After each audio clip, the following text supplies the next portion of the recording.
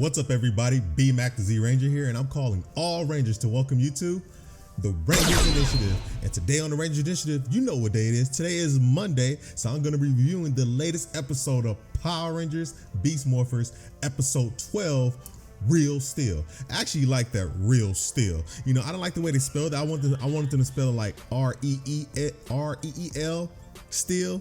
Instead they spelled R-E-A-L, but but anyways, I love the title, and you know, we're gonna get right into this review. All right, first it starts off with Nate. He's in the laboratory and he's building these cheetah claws. Now I'm like, okay, that's clearly for Devin. All right, so we already know that's for Devin, but he's building these cheetah claws and Steel is there with him. So when I'm starting to notice in these episodes that Nate and Steel are just like this, son. They're like this, you know, they can't be torn apart, you know, because they go wherever one goes, the other one goes, you know. But this episode shows like kind of a little bit of tension in it. But let's get right into it even more, you know. Just forget what I was saying. But anyways, Nate, he's in his laboratory and he's building cheetah claws, and Still he's in there playing around. But at the same time, he's asking Nate, yo, after we do this, let's go do some, you know, fun human stuff, because he doesn't see what Nate is doing as fun. But Nate sees himself doing scientific experiments as fun, you know. And Zoe, she's there, and Nate's kind of acting a little indifferent with Steel because he wants to play around and doesn't see science as fun. He wants to do other things. So Zoe's like, you know, he's a human. Yes, he's a robot, but he's also human. So he doesn't really notice. He was born like what, yesterday? You know, not really yesterday, but you know what I mean. But he's trying to explore this world. After she tells him that, Nate sees Steel talking to Devin, because Devin's like, yo, I got this new ball. You want to come play basketball? Let's go play.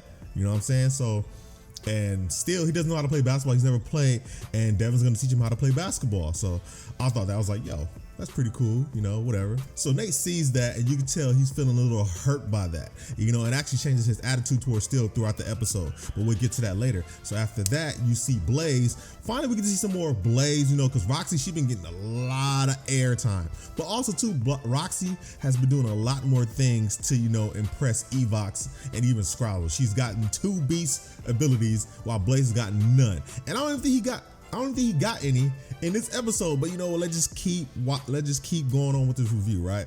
So he sees a copier machine, turns that into a monster, so we already know where this is going, right? So after we see Blaze, it goes right back to the laboratory, and we see Steel come in with Devin, Ravi, and Zoe, and he actually has the ball on his head and it's pretty busted, so can't headbutt the ball in basketball. It's something you just can't do. Everybody knows that, but still, he doesn't know. He's still learning how to play, right? So he goes to inflate the ball because he busted it, right? And right when he does that, he doesn't pay attention. He goes to get some pizza, and I'm like, bro, you don't even have a mouth. So how you gonna digest? I know you're human, but you don't even have a mouth to do any of this stuff. So whatever, that was just what I noticed, you know. I was like, Still, you tripping, man, but I still love Steel though. But while he's doing that, the ball gets super inflated, it bursts out, goes around the laboratory. Nate comes in there and see all this stuff going on, all this stuff going, and almost wrecks his cheetah claws that he just built. And real quick on these cheetah claws, and I'm gonna shout out Turbo Stew, because Turbo Stew's pointed this out before I even thought about it. If he's so worried about these cheetah claws falling on the ground from just from literally being like what, 5 feet off the ground, falling from 5 feet, they're not gonna do their job when they go out there and fight Evox and Scrazzo and all these, and Blaze and Roxy. They're not gonna do a good job, you know. Thanks Turbo Stew for actually pointing that out, because I didn't really notice that at first, you know. Shout out to him. So Nate, when he sees this going on, he basically goes off on Steel, like literally just lays into Steel, gets mad at him, said this is not a playground, this is a laboratory, and you know, this isn't time for fun. And he got really upset at Steel. I'm like, yo, why you going to Steel like that, man? Like, calm down, man. I understand it's your laboratory, but man, hey, he made a mistake. And they actually mentioned it later on in the episode that Ben and Betty have done worse things. You forgave them, but you're tripping out on Steel right now. But we'll get to the reason why he's tripping out on Steel. So before the Rangers have a chance to interject in the conversation, well, Zoe at least tries, right? They get a call from the commander saying that Blaze and the Robotron is out in the city, you know, creating havoc. So they immediately go, and right before they go, you know, Nate looks at Steel like, you know, I don't like you right now. And I'm like, bro, you gotta calm down, right? You really gotta calm down, okay? So they go there and they only see Blaze, they only see the Robotron, but right behind them is a man sitting there on the newspaper. We already know who that man is. It's the Robotron. He's disguised as that man. And while Blaze is talking to the Rangers, the Robotron scans Nate, and the Rangers end up seeing that, and they end up going to they end up fighting, and Blaze he calls Atronics. Now I'm gonna say something about this part, because was it just me that when the Rangers were fighting, did y'all see something amazing? I'm gonna say this. Zoe is putting in mad work, son. She's putting in mad work. This is my reaction right here to when Zoe's putting in mad work. Okay, Devin. Oh, he went on the chair, okay. Oh! Oh, hold on. Let me rewind this real quick.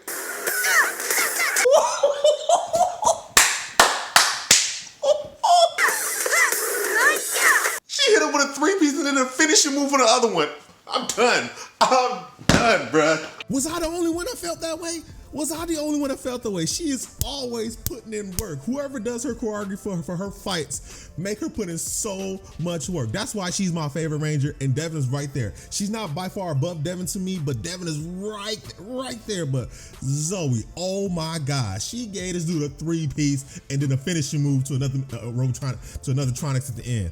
Oh my goodness, but let's get right back to this review. So while the Rangers are fighting, Nate is still feeling some type of way towards Steel, to the point where literally they're fighting and Nate's like, hey, I need some help. And then Steel's like, hey, I got you. But he wasn't talking to Nate. He was about to go help Devin fight Blaze. You know, so I'm like, so is Steel kind of feeling a little human emotion too? Because, you know, he felt like Nate kind of dissed him back at the office or whatever. I'm saying diss. I don't know why I'm saying that, but you know what I mean.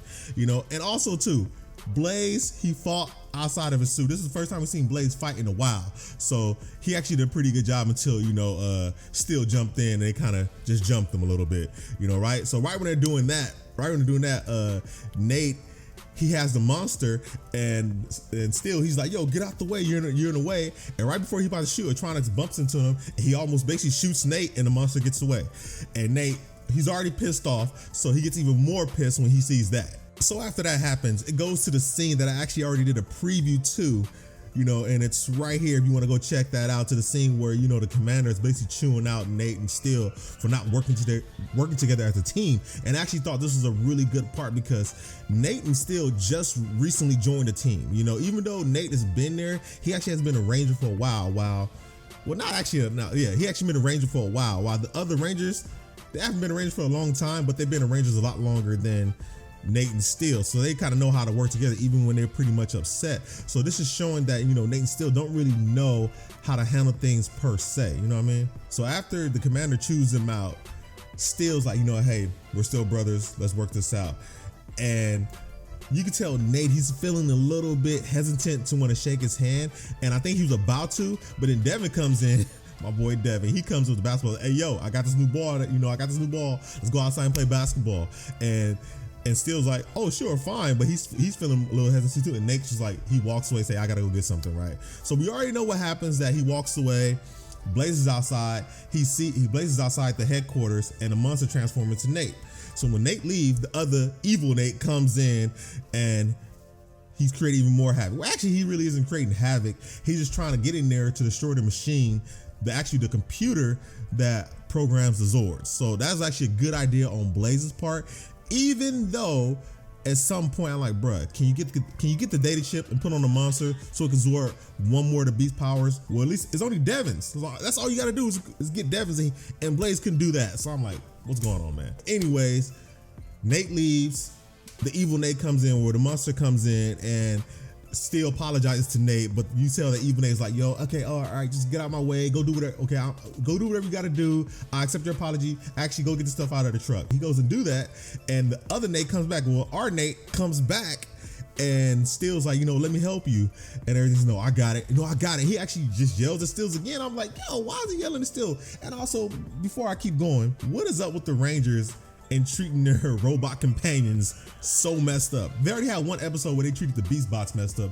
Now Nate is treating his own robot companion, aka his brother, so messed up right now. So then Nate walks away from him, and Zoe has to basically chase him down like, yo, man, why are you acting like that? What's wrong? What's going on? I know it's more than you just feeling bad that he messed up. And then it finally comes out that the reason why Nate is acting this way is because he doesn't know how to play basketball or any other recreational sport for that matter. He's always been a science dude or science or techie dude that's been in the laboratory, so he doesn't know how to do these things. And while he's telling Zoe that still overhearing it. Still, he's learning more and more each episode about people. So he didn't really understand why, but he gets why. But while that's going on, the other Nate comes by and still's like, yo, what is this? Who are you? Nate's right there. Who's that over there? You know what I mean? So he's following the evil Nate, and he sees the evil Nate about to break the computer that has Zords. So he pretty much stops him. He actually shoots him. I thought that was pretty funny because like, yo, he shot Nate, even though it wasn't Nate. But I'm like, in our eyes, like, yo, he actually shot Nate. They actually just took a blast. You know, I thought that was pretty funny, even though it wasn't the real Nate. You know, so he does that, and a fight ensues between them.